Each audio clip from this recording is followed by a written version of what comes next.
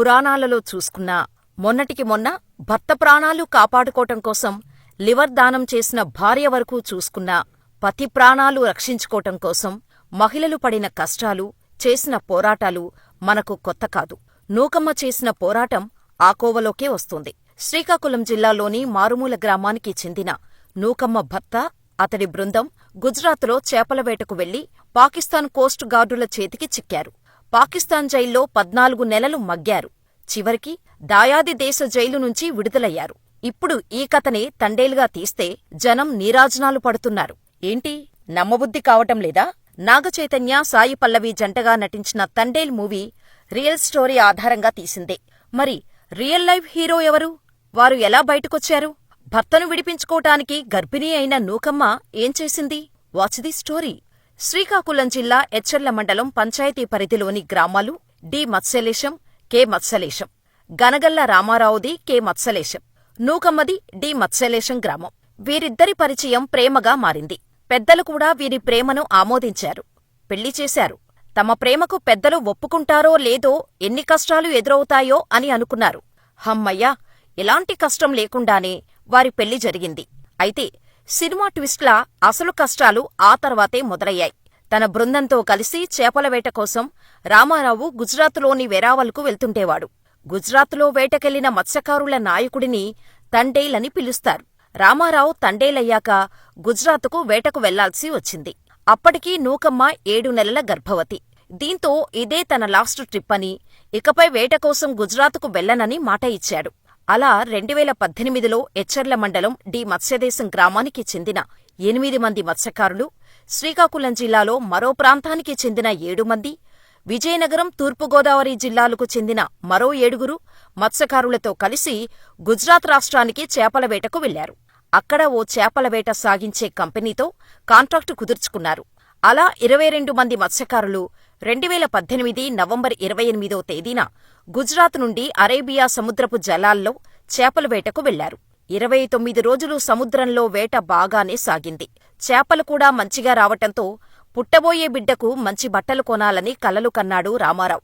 ఇక పొద్దుమారగానే ఒడ్డుకు చేరుకుంటాం, కుటుంబాలను కలుసుకుంటాం అని అనుకున్నారు అంతా. డిసెంబర్ కావటంతో తీరం ఏమాత్రం కనిపించటం లేదు. అంతా పొగమంచు కమ్మేసింది. ఎదురుగా దట్టమైన మంచు ఉండటంతో ఏమీ కనిపించటం లేదు. పయనిస్తున్న పడవ దిశ మారిపోయింది. దీంతో పాకిస్తాన్ ప్రాదేశిక జలాల్లోకి ప్రవేశించారు. బోట్లల్లో వైర్లెస్ సెట్లు కూడా పనిచేయకపోవటంతో వారికి దిక్కుతోచలేదు. ఆ తర్వాత పాకిస్తాన్ కోస్ట్ గార్డులు చేతికి చిక్కారు వీరంతా. వీరి ఫోటోలు తీసుకుని ఏ ప్రాంతానికి చెందినవారని ఆరా తీశారు. పొరపాటున వచ్చిన మిమ్మల్ని విడిచిపెడతామని పాకిస్తాన్ కోస్ట్ గార్డులు హామీ ఇవ్వటంతో బతికిపోయినం దేవుడా అనుకున్నారు, ఊపిరి పీల్చుకున్నారు. కాని తర్వాత కథ మలుపు తిరిగింది. భయపడకండి, విడిచిపెడతాం అన్నవాళ్లే ఆ తర్వాత విడిచిపెట్టేదే లేదు అంటూ మాట మార్చారు. ఆ మాట వారి గుండెల్లో గుణపంలా దిగింది. వేలిముద్రలు తీసుకుని కరాచీ సబ్జైల్లో బంధించారు. వీరందరినీ ఒకే బ్లాకులో ఉంచారు. జైలులో వారు పడ్డ కష్టాలు అన్నీ ఇన్నీ కావు. సరైన తిండి పెట్టేవారు కాదు. జైలు సిబ్బంది నానా రకాలుగా ఇబ్బంది పెట్టడంతో చిత్రహింసలు అనుభవించారు. ఎవరికి ఎవరూ ధైర్యం చెప్పుకునే పరిస్థితి లేదు. అందరి కళ్ల ముందు దుఃఖ సముద్రమే. కుటుంబం ఎలా ఉందో, అసలు వారు పాకిస్తాన్కి చిక్కామని తెలిసిందో లేదో, అసలు ప్రాణాలతో బయటపడతామో లేదో అన్న అనుమానం అందరిలో ఉండేది. కన్నీళ్లు దిగమింగుకొని ఎప్పటికైనా బయటపడతామనే చిన్న ఆశతో ఉండేవారు. ఇదిలా ఉంటే వేటకు వెళ్లిన తమ వాళ్ల ఆచూకీ దొరక్కపోవటంతో బాధిత కుటుంబ సభ్యులు ఆందోళన చెందారు. పాకిస్తాన్ కోస్ట్ గార్డులకు పట్టుబడ్డారనే వార్త తెలిసి కుప్పకూలిపోయారు. ఎన్ని కష్టాలొచ్చినా సరే నా భర్తను జైలు నుంచి విడిపించుకుంటాను అని ఏడుస్తూనే దృఢంగా ఉన్నది నూకమ్మ. నీ భర్త విజయనగరంలో ఉన్నాడనుకున్నావా? విశాఖపట్నంలో ఉన్నాడనుకున్నావా? అక్కడెక్కడో పాకిస్తాన్ జైల్లో ఉన్నాడు అన్నారు ఒకరు. ఆ మాటకు అర్థం ఇక ఆశ వదులుకోవాల్సిందేనని. కాని ఎవరి మాటలను సీరియస్గా తీసుకోలేదు. తనకు తానే ధైర్యం చెప్పుకుంది. ప్రేమించి పెళ్లాడిన భర్తని ఎలాగైనా బయటకు తీసుకురావాలని ఫిక్స్ అయింది. చివరి శ్వాస వరకు పోరాడాలని నిర్ణయించుకుంది నూకమ్మ. ఆమెకు ఎర్రయ్య భార్య శిరీష జత కలిసింది. నిండు గర్భిణీగా ఉన్న నూకమ్మ, ఎర్రయ్య సతీమణి శిరీష కుటుంబ సభ్యులకు ధైర్యం చెప్పారు. ఇక అప్పటినుంచి ప్రభుత్వానికి అర్జీలు పెట్టడం, పాకిస్తాన్లో చిక్కుకున్న మత్స్యకారులను వెనక్కి తీసుకురావాలని విజ్ఞప్తి చేశారు. కరెక్ట్గా అప్పుడే ప్రజా సంకల్పయాత్ర చేస్తున్న వైఎస్ జగన్మోహన్ రెడ్డి దృష్టికి తమ సమస్యను తీసుకువెళ్లారు మత్స్యకార బాధితులు. ఇక బాధిత కుటుంబాలకు జగన్ అండగా ఉంటామని ధైర్యం చెప్పారు. ఆ తర్వాత జగన్ ప్రభుత్వం రావటంతో ప్రభుత్వం చొరవతో మత్స్యకారులు పాకిస్తాన్ జైలు నుంచి 14 నెలల తర్వాత విడుదలయ్యారు. భర్తను జైలు నుంచి విడిపించటం కోసం గల్లీ నుంచి ఢిల్లీ వరకు నూకమ్మ చేసిన పోరాటం, గర్భిణీగా, పాపకు జన్మనిచ్చిన తల్లిగా తను ఎదుర్కొన్న కష్టాలు అన్నీ ఇన్నీ కావు.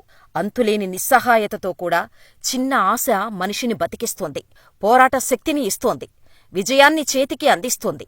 నూకమ్మ విషయంలో అదే జరిగింది. అందుకు తోడు ప్రభుత్వాలు సైతం సాయం చేశాయి. ఇక వీరు బయటకు రావటానికి అప్పుడు కేంద్రమంత్రిగా ఉన్న సుష్మా స్వరాజ్ కీలక పాత్ర పోషించారు. వీరి కథపై లోతుగా అధ్యయనం చేసిన దర్శకుడు చందు మొండేటి, నిర్మాత బన్నీవాసు ఎగ్జాక్టుగా అప్పుడు ఏం జరిగిందో చూపించాలని అనుకున్నారట. అందుకే అప్పట్లో జరిగిన సంఘటనలను లోతుగా అధ్యయనం చేసిన తర్వాత సినిమాలో ఆ సన్నివేశాలను పెట్టారు. సుష్మా స్వరాజ్ను తండేల్ సినిమాలో చూపించాలని అనుకున్నారు. దీంతో సుష్మా స్వరాజ్ ఒరిజినల్ ఫుటేజ్ను తండేల్ సినిమాలో మిక్స్ చేశారు. అందుకోసం సుష్మా స్వరాజ్ కూతురు బన్సూరి స్వరాజ్ పర్మిషన్ కూడా తీసుకున్నారు. ఇంటికి తిరిగి వచ్చేస్తాం అనుకుంటున్న టైంలో అనుకోకుండా పాకిస్తాన్ సముద్ర జలాల్లోకి ప్రవేశించటంతో గుండె జారిపోయినంత పనైందని, పాకిస్తాన్ కోస్ట్ గార్డ్స్కి చిక్కి జైలుకు వెళ్లినప్పుడు చాలా ఏడుపు వచ్చిందని, భయంతో బతికామని ఆనాటి ఘటనను గుర్తుచేసుకున్నారు రామారావు. అప్పుడు ఎంతగా బాధపడ్డామో ఇప్పుడు తమ జీవితాలను సినిమాగా తీసినందుకు అంతే హ్యాపీగా ఉందని తండేల్ రామారావు అన్నారు. దీనికి కారణమైన రచయిత కార్తిక్, డైరెక్టర్ చందు మొండేటి, హీరో నాగచైతన్య, నిర్మాత అల్లు అరవింద్లకు కృతజ్ఞతలు చెప్పారు. మత్స్యకారులు పడే కష్టాలు, బాధలు ఈ సినిమాలో చూపించటం వల్ల తమ గురించి గల్లీ నుంచి ఢిల్లీ వరకు తెలుస్తుందని సంతోషం వ్యక్తం చేశారు. ధైర్యంగా పోరాడాం కాబట్టే పాకిస్తాన్ జైలు నుంచి వీళ్లంతా బయటకు వచ్చారని రామారావు భార్య నూకమ్మ చెప్పారు. పాకిస్తాన్ పేరు వింటేనే భయం వేస్తుందని, అలాంటిది తమ కుటుంబ సభ్యులు కరాచీ జైల్లో ఉన్నారని తెలిసి షాకుకు గురయ్యామన్నారు. రామారావు కుమార్తె బుజ్జితల్లి పేరునే సినిమాలో సాయి పల్లవి పాత్రకు పెట్టినందుకు సంతోషంగా ఉందన్నారు. మరి ఇంతకీ తండేల్ మూవీ చూశారా? చూస్తే మీకెలా అనిపించిందో మాకు కామెంట్ చేయటం మర్చిపోకండి. మా ఊర్లో లేదు సార్, మాది కేమచ్చిలాసం, శ్రీకాకుళం జిల్లా ఇచ్చారు మండలం డిఎంహెచ్లాసం పోస్ట్. కానీ మా దగ్గర జట్టి నాడు లేదు సార్. లేకపోవడం ఏంటంటే 15,000 20,000 మంది ఆంధ్రప్రదేశ్ నుండి గుజరాత్ వెళ్ళిపోతున్నాం సార్. అంటే 8 నెలలు స్టార్టింగ్ చేసి 10 నెలల వరకు వెళ్తాం సార్. వెళ్ళి అదే ఇక్కడ మాకు జట్టి ఫిషింగ్ ఎయిర్పోర్ట్ ఉంటే ఈ 15,000-20,000 మంది ఎక్కడో బ్రతికిస్తాం సార్. అంటే చుట్టుపక్కల గ్రామాలు అరగంట గంట జరిగిన మత్స్యకారుకులు అందరు కూడా అక్కడ బ్రతికిస్తాం. మా జీవితాలు మేము అంటే హ్యాపీగా చూసుకొని తల్లి పిల్లలు చూసుకొని ఇక్కడ ఉంటాం సార్. అక్కడికి తీసుకొని పోయేదానికి ఎవరైనా వచ్చి తీసుకొని పోతారా మిమ్మల్ని? వాళ్ళు పోవట్లేదు సార్, మేమే వెళ్తున్నాం సార్. ఇక్కడ అంటే ఒకవేళ ఏటకెళ్ళకంటే అంటే కెరటాలు వస్తున్నాయి కదా, విరిగిపోతున్నా చెప్పలేకంట. ఉండిపోయి కొన్ని వ్యవసాయం చేసుకోవాలంటే వ్యవసాయం కూడా లేదు సార్. కొన్ని చదువుకుంటే మా మత్స్యకారులకి జాబులు కూడా రావట్లేదు సార్. అంటే అందుకని వెళ్ళిపోతున్నాం సార్. అక్కడ మిమ్మల్ని ఎలా రిక్రూట్ చేస్తారు? అక్కడికి వెళ్ళిపోయిన తర్వాత అంటే అదే 10,000 ఇలాగా జీతాలు ఇస్తారు సార్. డ్రైవర్కి ఒక లెక్క, సెకండ్ డ్రైవర్కి ఒక లెక్క ఇస్తాను. 10,000 రూపాయలు ఇస్తారు. ఇస్తాను సార్. బోట్ ఎక్కిస్తారు. బోట్ ఎక్కిస్తాను సార్. ఆ తర్వాత బోట్ లో చేప ఎక్కువ పడితే మీకు కూడా ఎక్కువ మీకు ఏదైనా ఇస్తారు. Okay sir. 10,000 కన్నా ఎక్కువ వస్తుంది సార్. మాకు ఇప్పుడు ఊపిరి పోసారు సార్. మాకు జన్మలో మర్చిపోలేను సార్. ఎందుకంటే బ్రతికినంత వరకు మీ సేవ చేసుకుని బ్రతికాను సార్. జగన్మోహన్ రెడ్డి గారు ఆంధ్ర రాష్ట్రంలో ముఖ్యమంత్రి అయ్యారని చెప్పి ఆ ముఖ్యమంత్రి జగన్ గారు అయ్యారు, మమ్మల్ని గ్యారెంటీగా బయట తీసుకెళ్తారు అని చెప్పేసి అనుకున్నారట వాళ్ళు.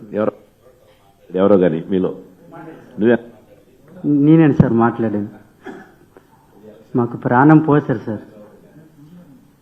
దగ్గర కూడా ఒకటి ఫిషింగ్ హార్బర్ ఒకటి కట్టించే కార్యక్రమం చేస్తా ఉన్నాం. Thank you sir. ఆల్రెడీ ఎప్పుడు మొదలు పెడతా ఉన్నాం. చిన్న ప్రాక్టికల్ ప్రాబ్లం ఉందన్నా మనకంటే ఒక 2 minutes 200 crores అట్లా అయిపోతుంది. సముద్రంలో గ్రాయిన్స్ ఫామ్ చేయాలి. ఇప్పుడు అప్పలరాజు కూడాను దీనివల్ల మాకు కొంచెం ఇబ్బంది ఉంటుందండి. మెయిన్ పూరి 2 o'clock మేము దీని మీద ఒక మీటింగ్ కూడా పెట్టుకున్నాం ఇవాళ. ఈ నెక్స్ట్ 3 సంవత్సరాల లోపలనే ఖచ్చితంగా మీరు అనుకుంటా ఉన్నట్టుగా శ్రీకాకుళం జిల్లాలోనే ఖచ్చితంగా మీ దగ్గరే ఒక మంచి జట్టి కట్టించే కార్యక్రమం పెట్టిస్తాం. Okay sir. చేయిస్తాం. మీ అందరికీ కూడా మీరు పోయేటప్పుడు చెక్కులు కూడా ఇస్తారు. తలా 5 లక్షల రూపాయలు ఇమ్మని చెప్పినాము, ఇస్తారు. దాంతో ఇంకా మళ్ళీ అక్కడికి పోకుండా ఆ డబ్బుతో కొంచెం ఇక్కడే ఏదన్నా స్థిరపడేట్టుగా ఏదన్నా ఉపయోగపెట్టుకోండి ఆ డబ్బును. Okay sir, thank you sir. ఈ 3 సంవత్సరాలలో మీరు అనుకున్నట్టుగా అక్కడ ఎట్లా జట్టి కూడా ఎట్లా తీసుకొచ్చే కార్యక్రమం. Okay sir, thank you sir very much. Thank you. Thank you sir.